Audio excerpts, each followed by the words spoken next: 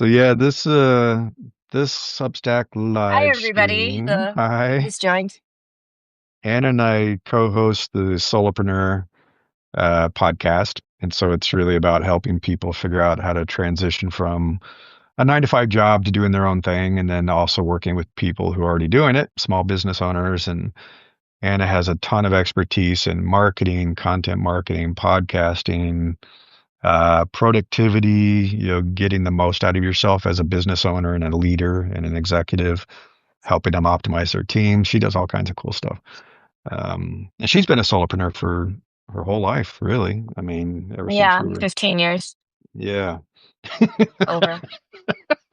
Ever since I was a She's tadpole, older is than that what we were 16, about I to say? swear. I say her whole life, you're like 15 years. Yeah, yeah. Yeah, pretty much my whole life. I mean, I've been selling eggs on the side of the street since I was like 9. So I don't know. Convincing people to buy eggs for Yeah, me. I mowed lawns. I sold Kool-Aid.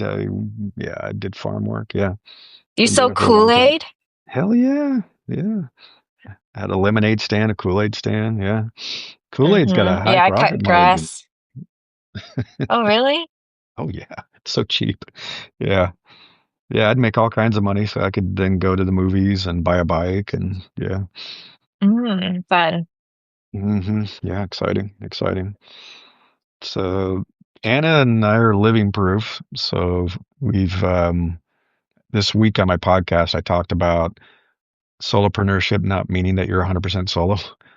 It's like Yeah. it doesn't mean you have to sit in a dark room, although I often do sit in a dark room. You Um, are in a dark room. I've got some lighting. There's a little lighting going on there.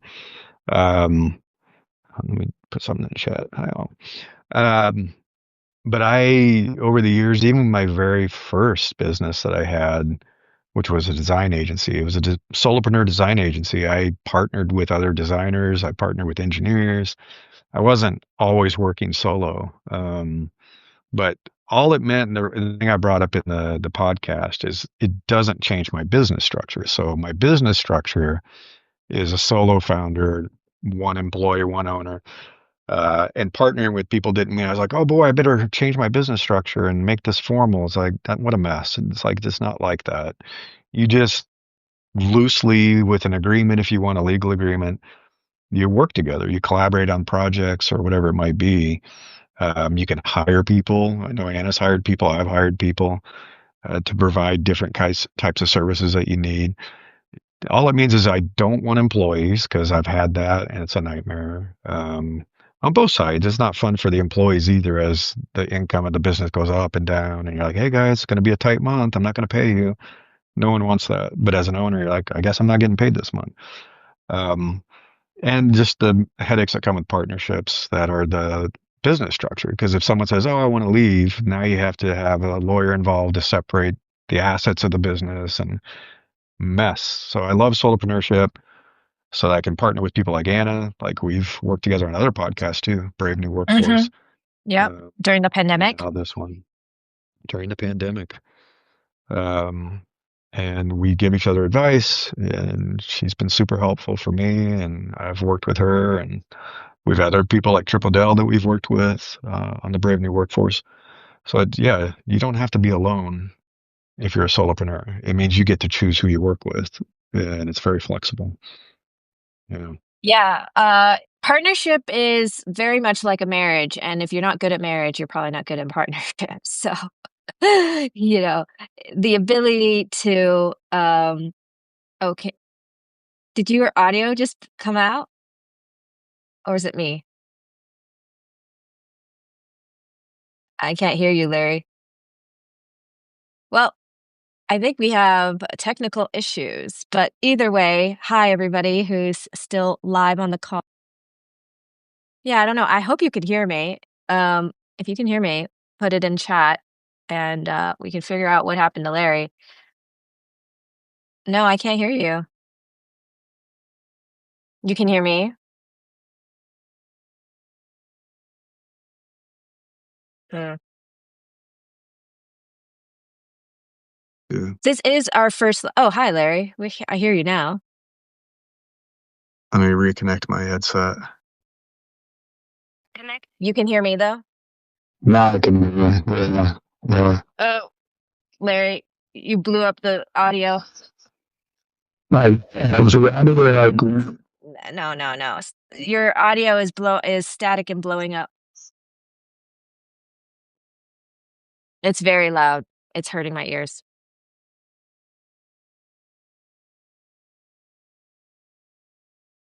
Um, No, you're on the wrong audio channel. okay, I think it's back now. There we go. That's the run. What Okay, happened? it keeps going into Spotify and playing music. I think it's this headset. Yeah, let me use my phone instead. All right, Tried and true. there we go. Now I can hear you. Stupid headset. They try to be too Didn't work. smart. It's trying to like control my music, and every time I turn it on, it starts playing music.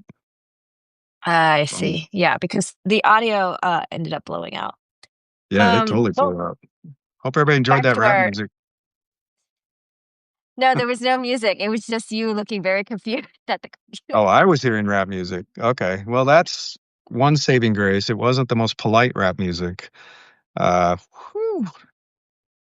Who knew you listened to rap? I figured you were a Bruce Springsteen kind of guy.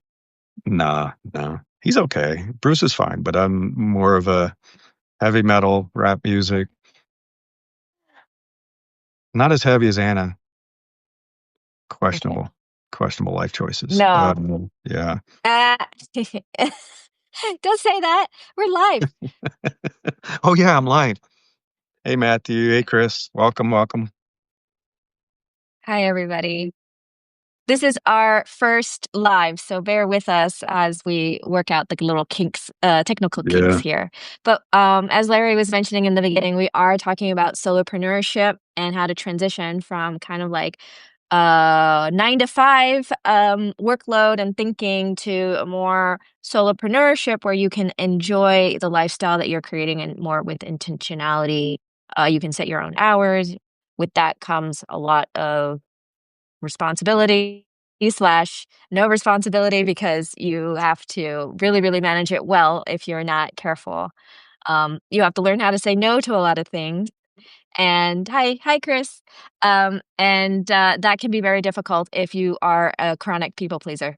Um, I think the biggest transition I see solopreneurs struggling with is getting out of, hourly pricing thinking, like, oh, I make, $30 an hour, I make $20 an hour, and go back to kind of like value-based thinking, retainer thinking, not thinking necessarily about your time in just a hour in, hour out kind of format, but in quality of work results and final product produced, and you can make much more money thinking that way than just an hourly format. So I think that's the biggest thing I see a lot of people struggle with solopreneurship in the very beginning, especially if you've been in corporate for 20 years. It's very easy to think, oh, if I do 2 hours of this, it's like it equates to $100 of my time or $80 of my time. When you're doing a business, that's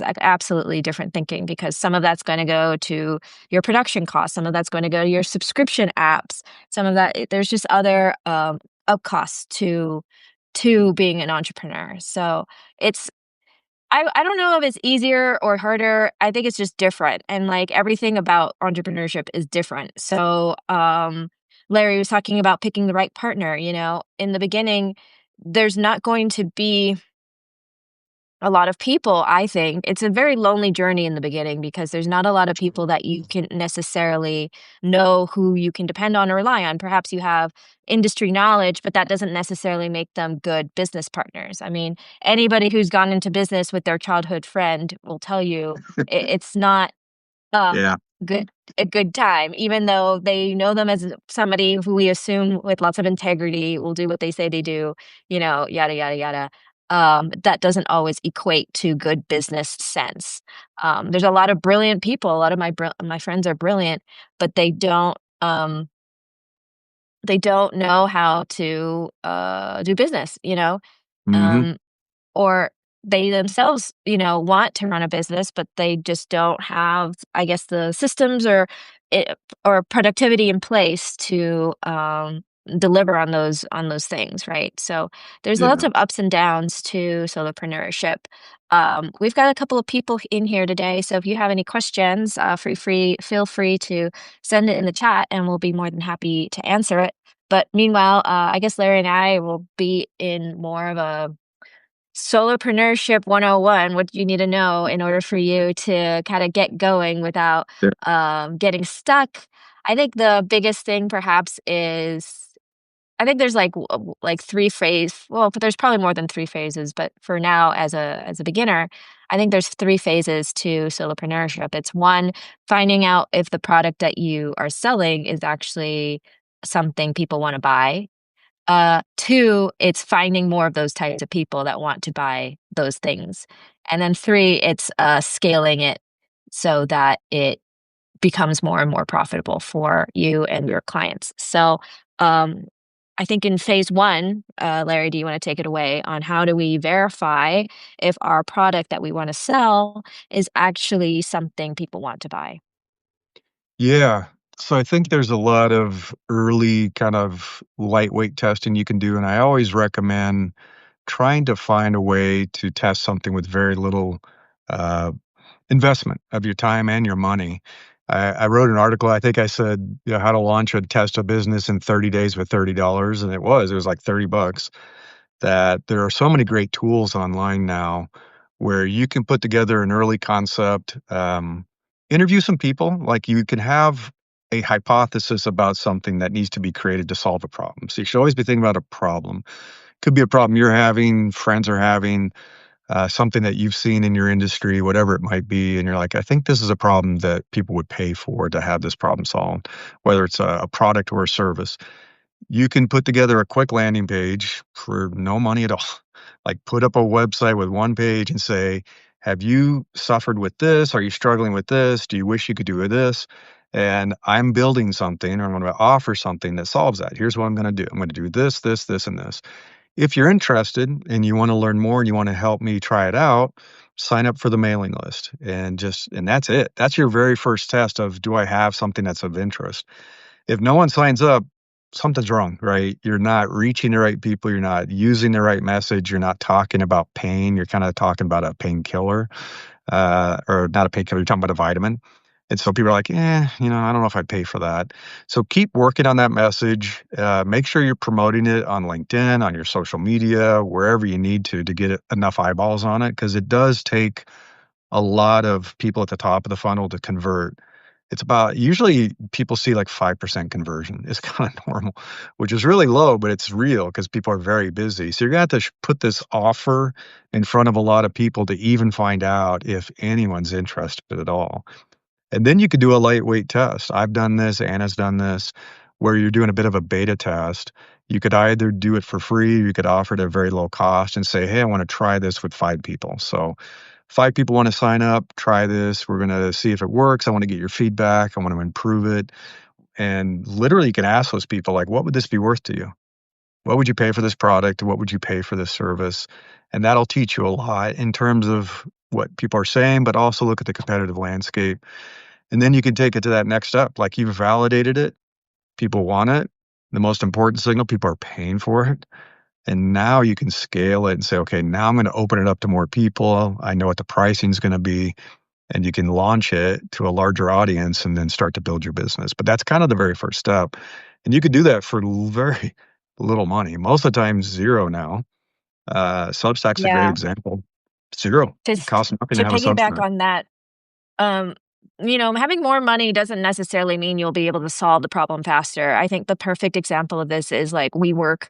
WeWork filed for bankruptcy a few years ago, and the consensus that I was reading about was basically they had a lot of venture capital funding into their business without actually doing the proper baby step test that Larry was talking about. So the problems that they were trying to solve for, they exponentially tried to put in more money than what the problem called for, and eventually ran out of money trying to Yeah. solve a problem that that they were just pooling money and resources into when they could have just done baby tests. And it's almost like if they had less resources, I wonder Yeah. if they wouldn't have bankruptcy issues because they had to be more smart with it instead of just throwing money at the wall, tackling without Yeah. actually, Yeah. you know, doing those baby tests. And so if you have lack of resources right now, consider that actually a kind of a benefit, because then you can Yes. be a lot more smarter with the resources you're using. You can be a lot more savvy with the data that you're collecting,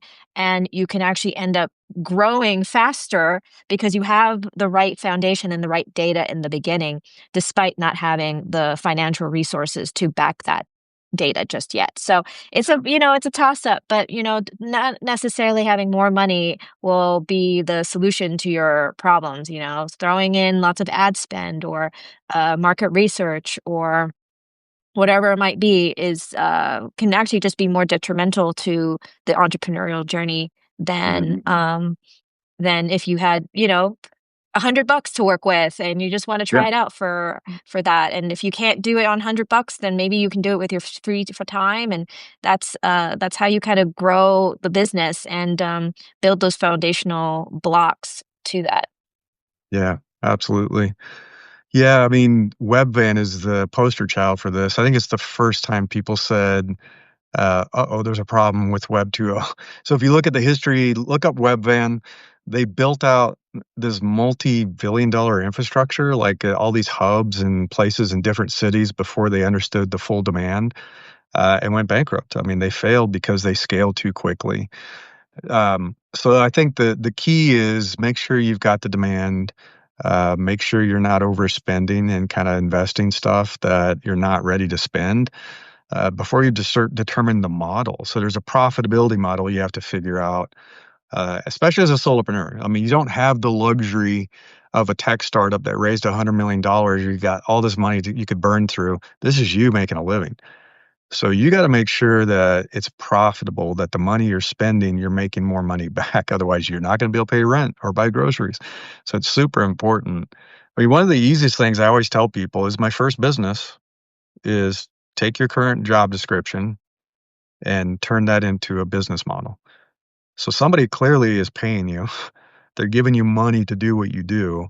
So how can you take that skill set and what you're doing and the service you're providing, whatever that might be, and offer it in the open market? And that's exactly what I did. I was a designer at a startup. I'd been a designer at Apple, and they paid me obviously to be a designer. I started my own design agency at one, and I offered my services directly, mostly at the time, to startups that were just beginning to start their business. They had engineers, maybe they had some business people. They didn't have any designers, and they said, wow, we could use some help improving the interface of this thing. And so they would hire me to be their design consultant, and that was my revenue model. And surprisingly, like in the first year of that business, I was making more money as a design consultant than I had been as an employee, which was kind of cool. But I knew it was something people would pay for because I had a salary before that. So the trick then is the stuff you have to learn that like Anna's so good at.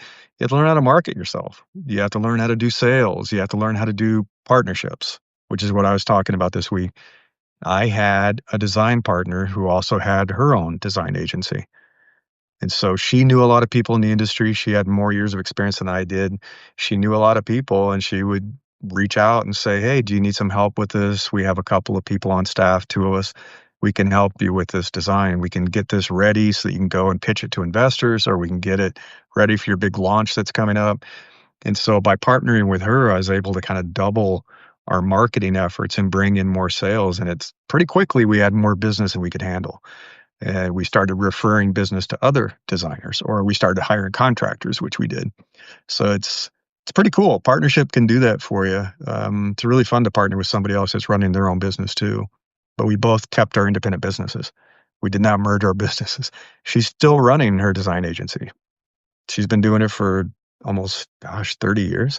A long time. Been very successful. One of her biggest clients is Apple, so she's done really well. But yeah, that's an easy way to start a business. That's the first way you can get your feet wet and see if you like it.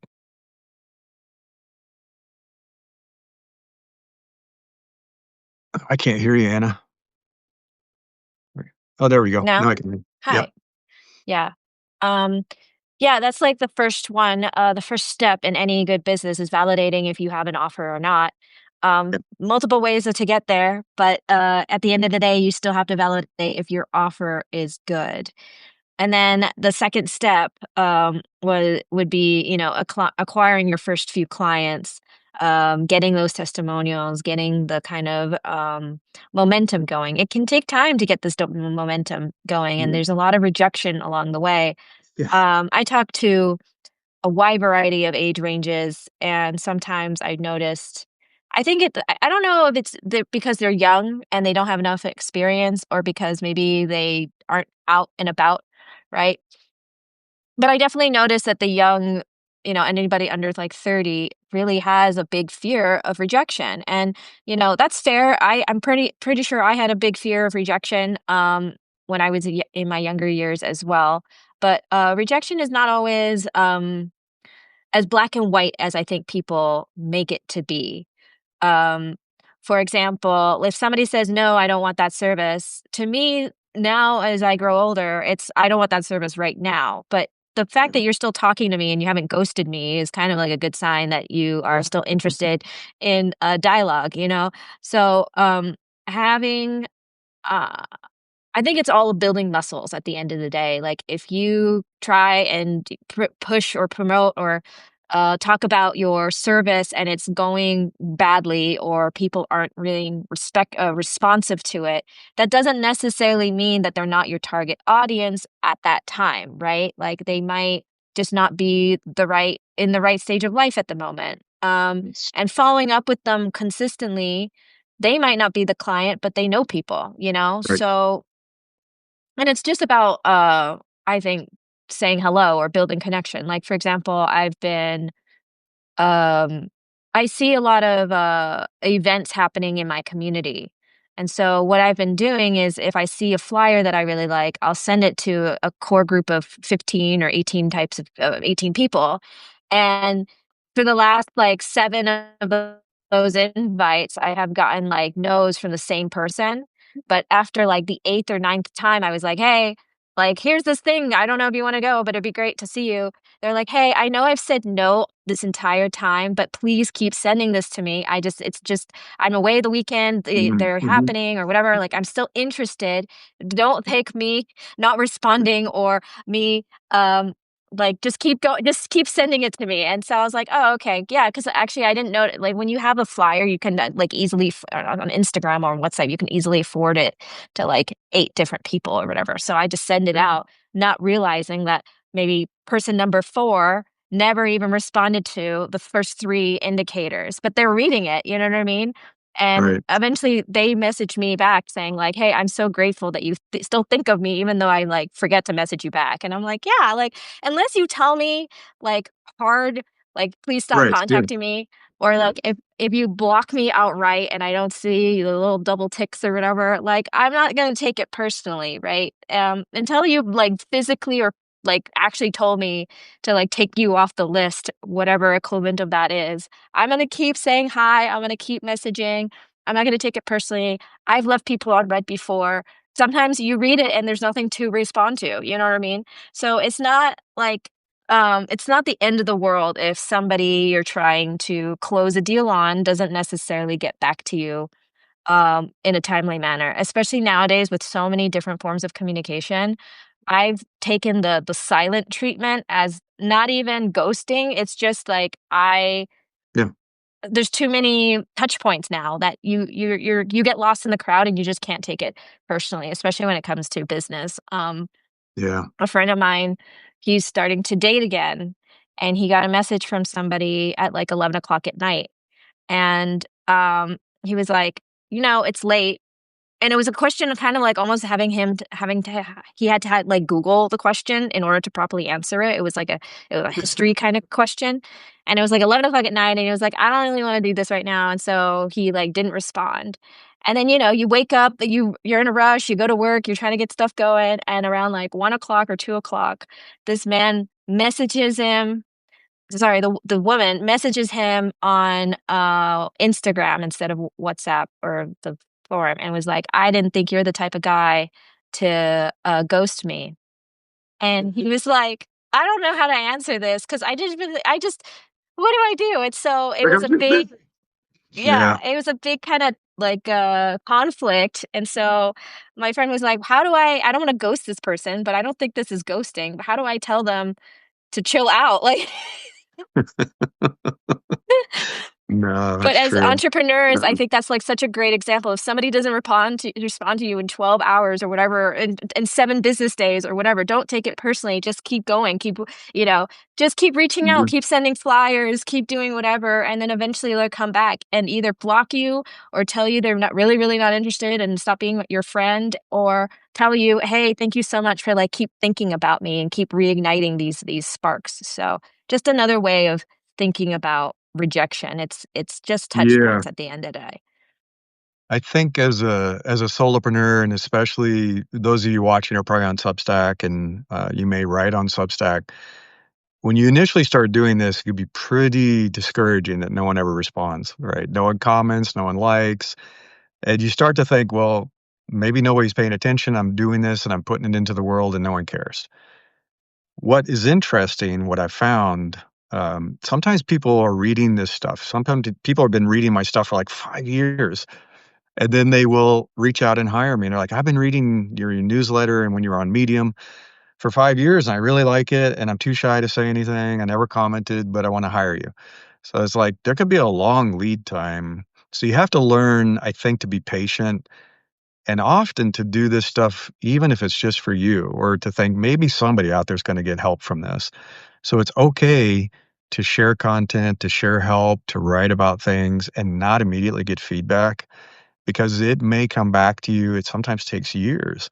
And you have to listen to people. When I first started this coaching business, my initial launch was trying to help people immediately jump into solopreneurship. I really wanted to start doing that from the beginning. And what I kept hearing, I'd get on a call with somebody and they're like, I like it. I want to do it. I'm not ready yet. I need it. What I need now, I need a new job. Can you help me get a new job? And I'm like, that wasn't what I wanted to do. But yeah, I can help you get a new job. And that became my career coaching business. So I didn't initially want to start a career coaching business. I was trying to start a solopreneur business. And I'm 9 years in now. And it's only in the last year that people are comfortable enough to say, okay, now I'm ready. And some of these people have been my career coaching clients. I've helped them get jobs. I've coached them through difficult times with bosses.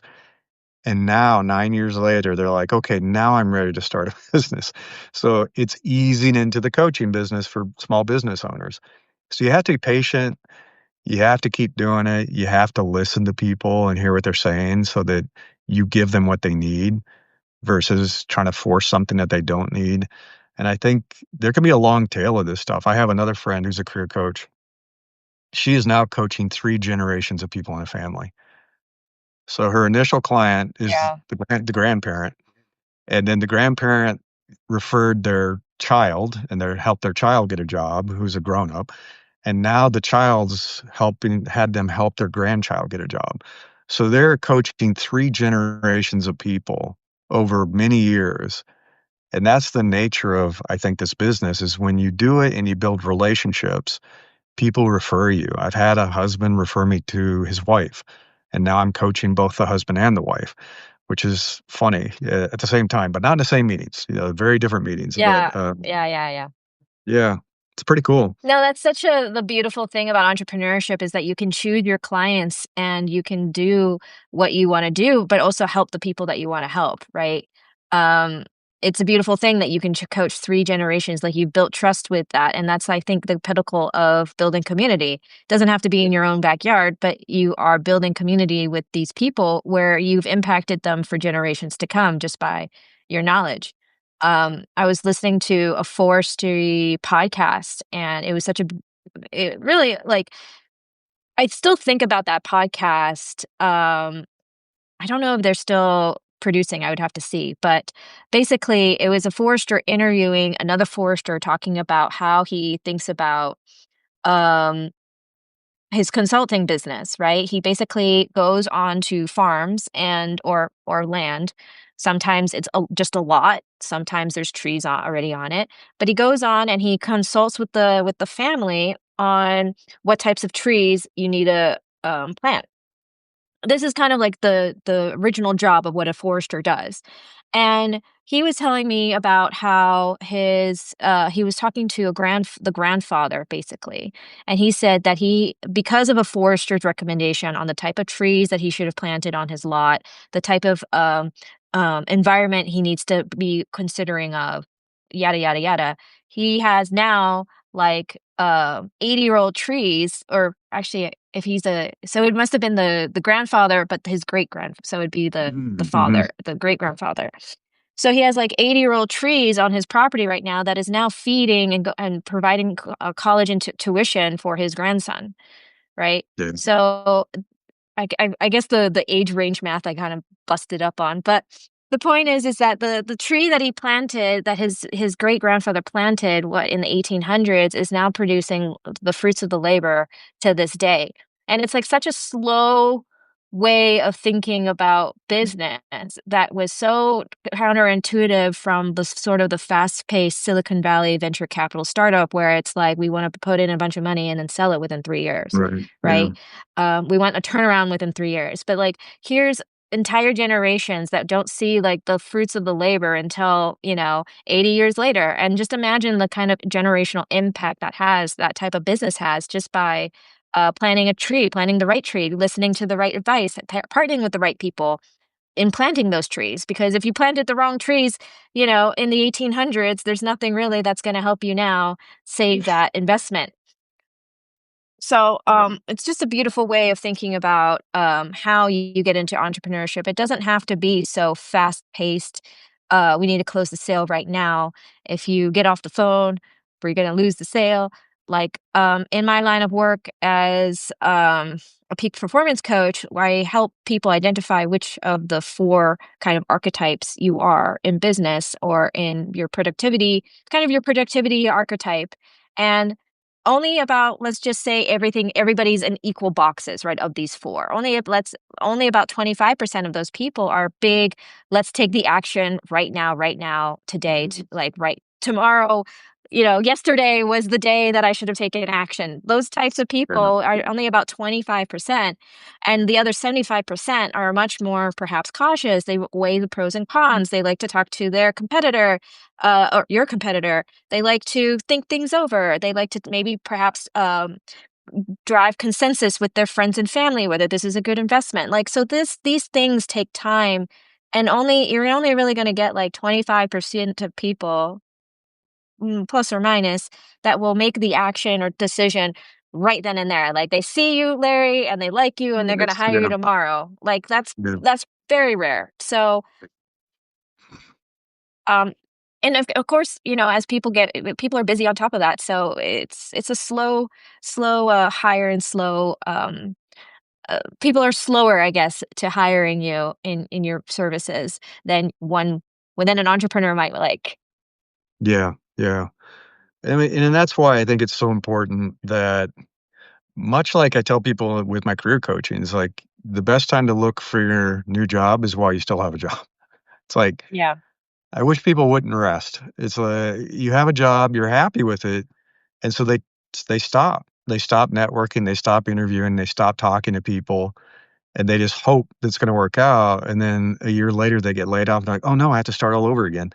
And so Yeah, and if then you they keep don't it like make going, any they don't make any connections, so nobody yeah, knows. They can't reach out to their pre-existing network because they didn't make the effort. Like if you have an employee or your coworker leaving to another company, why aren't you sending them, "Hey man, how's that new yes, company going?" Or, "Well, hey, I miss you. Like you had such a blast at my other company, like at this company. Like what are you up to these days? Let's get a coffee. I haven't seen you." Like so many people don't even bother to say goodbye to that employee. right. Like I've left companies where I thought we were like BFFs, and then I get fired or I leave or whatever, and like they don't even say, "Hey, I missed you Mhm. at the morning They're meeting like, today." I was like, "How is this possible?" yeah, Um, I had somebody who I had helped get basically transition into a new career field. She was a friend of mine, so I was helping her out at the time. And then when she got the client that it was basically word of mouth. I told my client, we were a good relationship. Hey, so and so is really good. I think she would be perfect for your position. Yada yada yada. They're like, okay, great, and they hire her basically within the week after this recommendation, which is beautiful. Um, didn't hear from her for 7 years after that until she messaged me going, "Hey, I know this is such an awkward message, but I just got fired from da da da, and I'm looking for new Can you help me clients. again? And can you help me again?" And I was like, it was so jarring because I almost felt used. Like I Yeah. legitimately thought we were friends, and then you basically the moment I couldn't help you anymore or whatever that relationship was, you stopped talking to me. And like I had messaged her, I had reached out, God ghosted, didn't I was like, okay, well, if you can't even Yeah. respond to how are you, um digital, so it's not like I could keep sending flyers of the community thing that we could maybe meet up at on Sunday, right? But if you can't even respond to me, like just to catch up or get, some virtual coffee, all right, like I get it. But then, 7 years later, I got this long message saying, "Hey, I know it's super awkward, but I'm just gonna go right into it. I need your help in, or like if you know anybody who will blah blah blah." And I'm like, this is the worst. This is the worst message you could have possibly Oh, sent me. yeah. That's cold. Li That's cold. like, Ugh. with the forest tree example, the best time to plant a tree was yesterday, you Right. know? It was planting the tree in the 1800s so that you can have it give fruits of your labor for 3 generations from Yeah. now, right? The same is true with relationships. Like, just plant the seed. If you liked somebody, if you think they were a hard worker, if you really like their work ethic or the way they thought, like, and they leave the company, just keep reaching out, go, "Hey, thought of you. How's it going, man?" And especially now, you don't even have to pick up the phone to do it. You could just So easy text the now. guy. Yeah. Or you Yeah. can message, and you don't have to do it like every time, but just set a reminder on your phone for once a month. Go through your contact list and spin up the Yeah. Rolodex, and which is also an antiquated term. I realized I said Rolodex I to can't like a believe you young even know what 20. a Rolodex is. Yeah. Yeah. I mean, my mom had one. I used to have one. Yeah. But I said Rolodex the other day to like a 25 something year old, and I was like, okay, let me just They don't crawl know what back that into my witch cave. I'm like, ooh. You Ugh. know when you get to that age where you're like, "Oh, yeah, you don't remember September 11?" Like, the other day, I was at it's totally off topic, but I was like, half of the group is over 30 and half of the group is under 30, and we were talking about, like, the most traumatic earthquake Costa Rica had ever experienced, and the look of these, like, young 20-something-year-olds in their eyes, it was like veterans telling war stories to these children, and I was like, "Oh, I've reached that age now," and they're not even that old, like, I don't know, like, what, an 8 years difference, but now it's All it significant takes. significant Yeah. significant enough to not remember the great earthquake of 2009, you know what I mean? Like, No, no, it's true. It's true. Though, getting back to the keeping the wheels turning, I learned that with my design business that you should always be marketing, always be selling, and if you get overflow, you send overflow to referrals because you're building goodwill and they're going to send referrals to you. And so I learned kind of the hard way early that you never turn people away, you never block, you never stop. You keep it coming and you're like, okay, I'm too busy, but I can refer you to somebody I really trust that can help you with this. The same thing is true for your solopreneur business is like you should always be marketing, selling, communicating, networking, and find ways to help people as much as you can. Find ways to scale your business. We talked about phase 3, but there are ways to scale your business that don't require as much time and effort. So like group coaching is a good example. Digital products, great example. Substack is a great example. I can help unlimited numbers of people. Like I wrote my article, The First 90 Days in Your Job, like how to really crush it week by week by week with a bunch of checkbox activities. One of my most popular articles, millions of people use it, and I don't have to do a single thing to help them, right? I just wrote it. Here it is. Use it. I update it every once in a while. But now I can help a whole bunch of people that I couldn't help one on one. So, as a solopreneur, you cannot afford to stop marketing, stop using Substack and writing and podcasting and live streaming. Just always do it and make it fun. find somebody like Anna that you can talk with and just have a conversation. And it doesn't feel like work, and it doesn't feel like a pain. It's just fun. We just get together and chat on the podcast. Yeah. So one of the things that I hear from people whenever I tell them, like, hey, you need to be more social, or whatever, you need to connect with more people, is the big thing they say to me is, oh, I'm an introvert, or I'm really shy, or I'm just not as charismatic as you. I'm not, um, and I'm like, again, it's a muscle, okay? Like, I keep telling people that I'm an introvert, and I am too. believes nobody believes me now, Yeah. I've built up the muscle where I'm like, okay, if I get out of the house, if I put on my shoes, we're gonna be Mrs. Sparkly Toes today and talk to people, right? I say that sometimes too. I'm like, today I'm Miss Sparkly Toes, and I'm going to have a lot of conversation. I got my tiara on. I'm gonna beat some Yeah. things down, and we're gonna talk to people. I need to get And a so, tiara on. Darn it. yeah, I don't have one.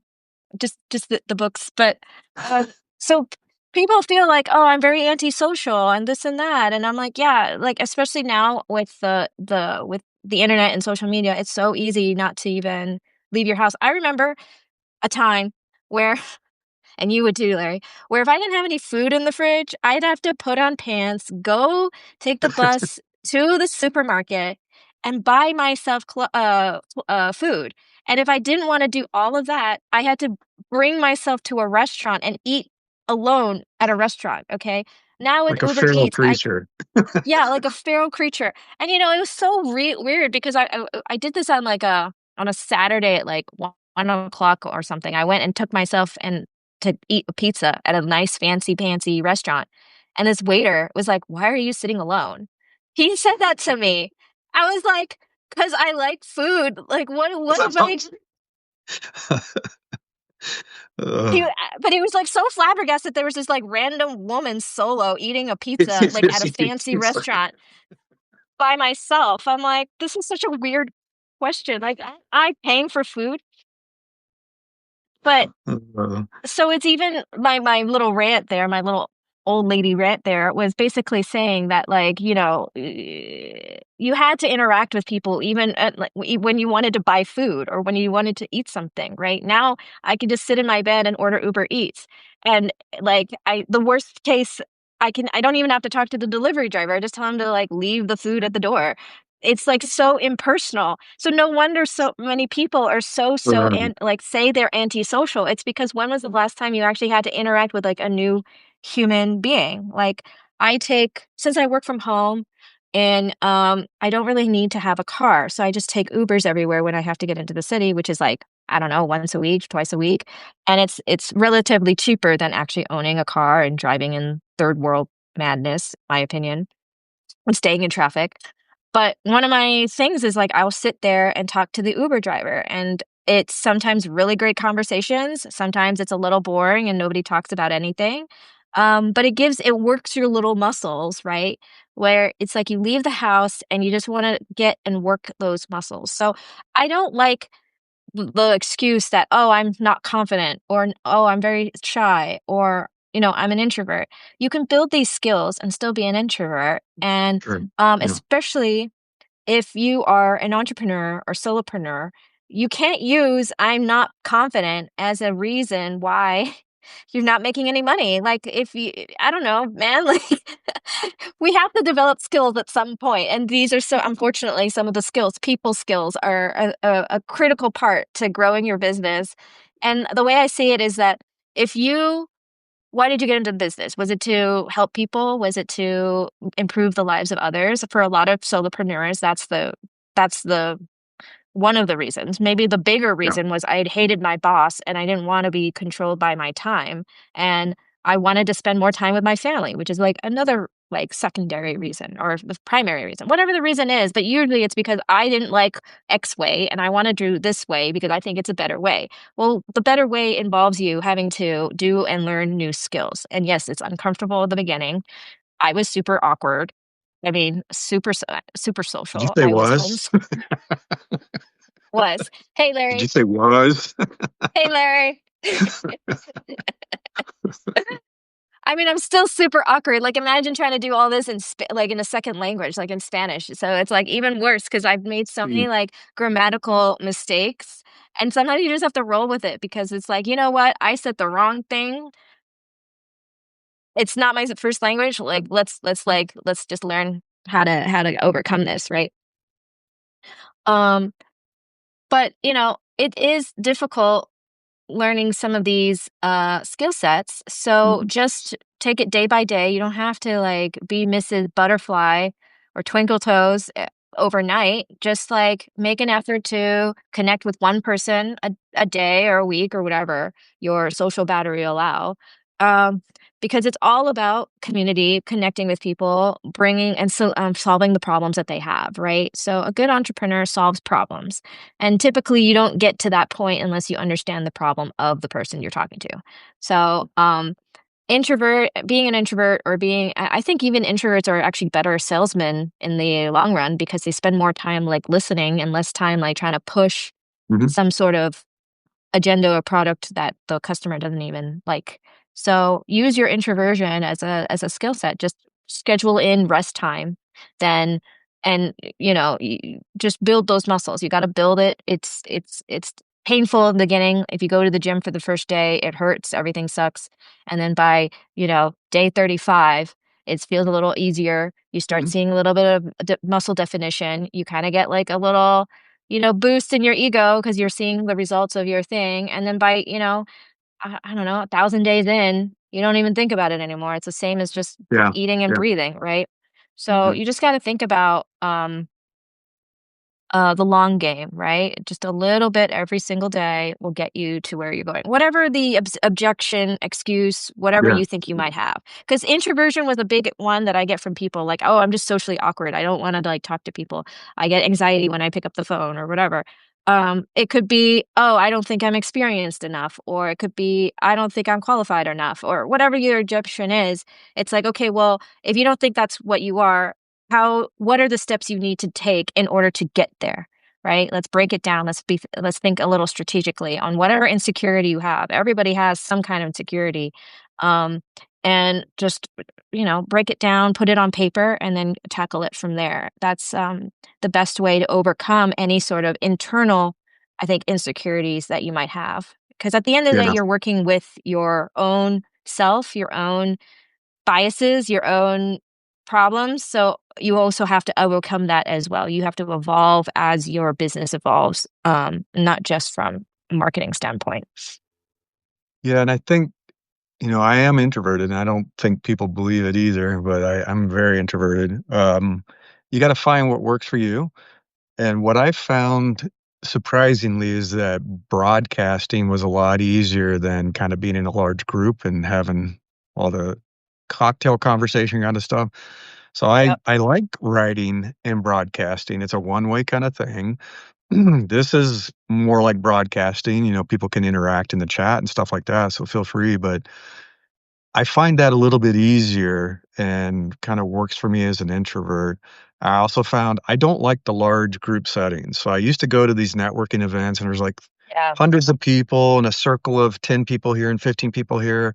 And there's always an extrovert dominating the conversation and telling jokes. I never could squeeze in.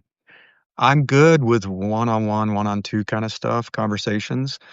I set up calls. I have a free discovery call for all my businesses where people can book time and we just talk and I just try to help them. So that's the key thing. And people also say, and I'm sure you've heard this too, Ann, it's like, I don't like sales. I don't like pushing people. I don't like doing that. I don't. I don't sell to people in my calls. I tried that initially. I hated it. That whole, well, if you sign up today, you'll save 25%. I stopped doing all that. I literally just have a conversation like we're two friends. It's for a half hour. It's free. And they tell me what they're dealing with. We talk about it. I try to help them. I give them advice, and that's it. And what often happens, I would say 90% of the time, 95% of the time, they ask me, how can I keep working with you? So they make the sale for me. They ask me, how can you keep helping me? What do you charge? How can I work with you? I don't have to force anything. And so as an introvert, it's beautiful. I'm meeting people from all over the world. It's fun. We're just having a conversation. I like helping people, so I like just talking about their issues and problems. And I don't have to do a hardcore sales pitch. I don't have to fight for attention with a bunch of extroverts in the room. That's Yep. it. I've had thousands of these calls, and I've met people from all over the world. Anna and I met in a marketing community, so it's a good way to grow your network. Is there something you probably want to learn? I was in a marketing community. It was a marketing course. Ann and I had a coffee chat, and we kind of hit it off and became friends. And we've been talking now for it's been over 10 years because this is when I had my startup. That's when I joined. So it's probably been 14, 15 years. It's been a Oh, long time. really? Hmm. Oh, wow. I started doing Yeah. it with Voice Kick with my voice startup.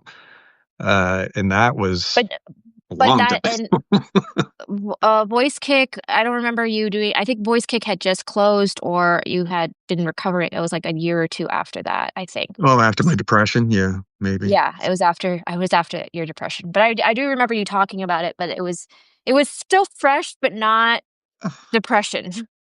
Yeah, it still stings a little bit. Now it's just nostalgia. Yeah. Oh, That's, just thought, yeah, yeah, yeah. Oh, you got to fail sorry. to win, man. Here I'm going to do a bro talk. You got to fail to win.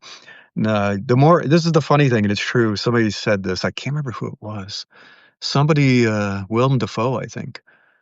I think Willem Dafoe said it. He said, try to make the worst thing you can. Try to play the worst song you can on the guitar. Try to make the worst painting you can. Try to make the worst poem you can. Write, whatever.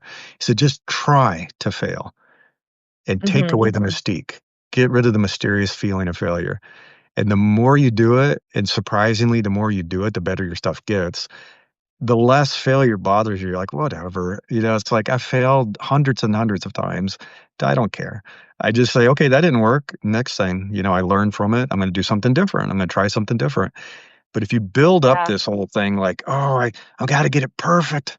I can't stand failure. I'm going to spend 10 years trying to build the perfect thing or write the perfect song or whatever.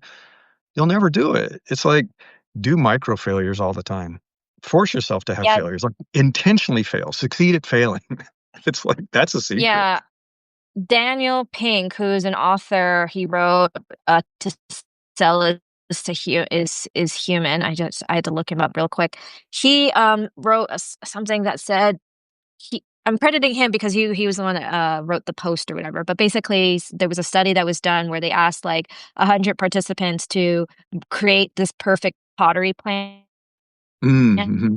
or pottery clay item, and they asked 100 people to create the perfect one, and then they asked 100 people to just create as many as possible, as quickly as possible.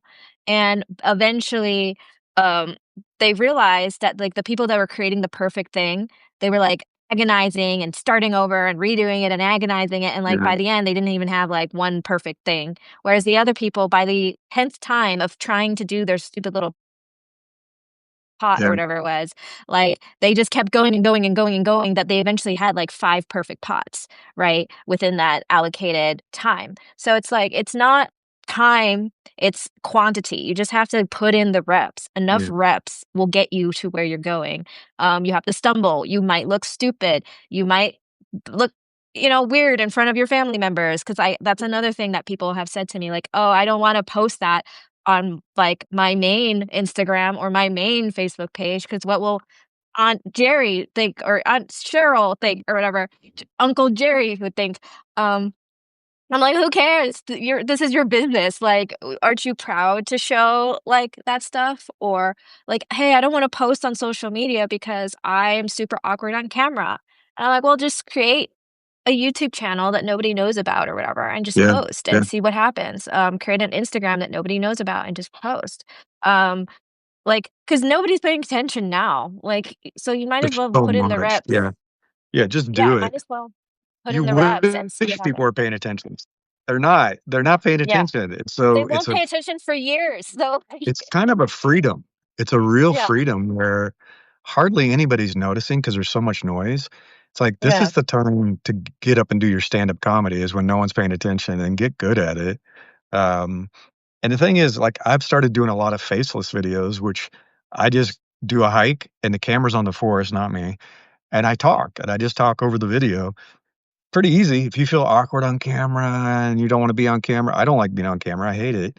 So it's like, just record something, go for a walk in your neighborhood and talk about whatever it is you want to talk about, or create a video of something. If you're good at art or illustration, you want to put a bunch of your photography together and talk over it. You don't have to be on camera. You don't have to. You can do all kinds of stuff. You can do podcasts where it's just your voice. There's a lot of options now. So find what works for you, find what you're comfortable with, but just do it. Do a little something every Yeah. day. Every day, do I something. I remember I was taking a course from this woman who was talking about I guess publicity slash like how to put your name in, or like how to write for articles for like Forbes and stuff, something along those Yeah. lines. And she had a couple hundred people in there. Like she was pretty famous, but her entire webinar didn't even have her face on there at all. She just had the thing and then she showed people how to Yeah. do it. And later on, I think like a year or two later, she like came out and was like, "Yeah, I was so nervous doing those webinars and courses because like I really just didn't think I was good on camera at all. Like I I was even nervous to even talk on that whole thing." Um, so it's just kind of fascinating that like, look, that person was scared doing this thing when she had quite a bit of people on there. I want to say like over 100, and she still did it anyway. She did it in the comfort zone that allocated her to do it. And she still, did great stuff with her business. So just because somebody is doing it one way doesn't mean you can't find your own path to do it your own way. Yes. Um, Have you guys with heard the that being Doors? said, Have you you heard the do need Doors? to be realistic. Oh, I was just gonna say, if you've Wide the door. sure you've heard the Doors. Jim Morrison, when he first started Yeah. singing on stage, would turn his back to the audience. He was so nervous and Oh, so yeah. scared that he turned his back to the audience when he was singing. And And look at the isn't he success. like one of the most charismatic guys Oh, now? people loved Well, him, not yeah, now, yeah. but Yeah, you don't wanna end up like he did, but, he was shy. I no. mean, there's ways to work around it, so anyway. Yeah. Yeah. So, we're Yeah, at the an hour mark. we put Um, an hour in, yeah. Well, was this thanks, Anna. recorded the whole time? It is, yeah. So this will be Oh recorded. dear. If folks wanna go back and watch it, we'll have the video. It's gonna generate it for us, and so we'll have a video that we can share on our Substacks later, and you can go Amazing. through and scrub, look at the transcript, and yeah. Yeah, sorry about the audio hiccups in the beginning. This is our first live, but I'm so excited for everybody to be on here. Thanks guys for showing up and listening to us to talk. If anybody has a question, we're more than happy to answer it before we go. Yeah, and you can contact us. We're very approachable. We're not scary. So you can send us a message, leave a comment on anything we post. We'll do our best to answer your questions, and we're always available. I have the free discovery call. Anna does too. If you go to larrycornett.coach, I have my 3 different business lines, and you can learn more and figure it out. And Anna's got her own website as well. She's on LinkedIn. She's on Substack. It's easy to find us. Yeah, find me on LinkedIn or Substack at the moment. I'm rebranding the website. So bear with me while I figure that out. But yeah, Anna Codina on LinkedIn or Anna Codina on Substack, and more than happy to answer any questions you might have. All right. Well, thanks, folks. Alrighty. Enjoy your weekend. Talk Enjoy to you your later. weekend, guys. Bye. Bye.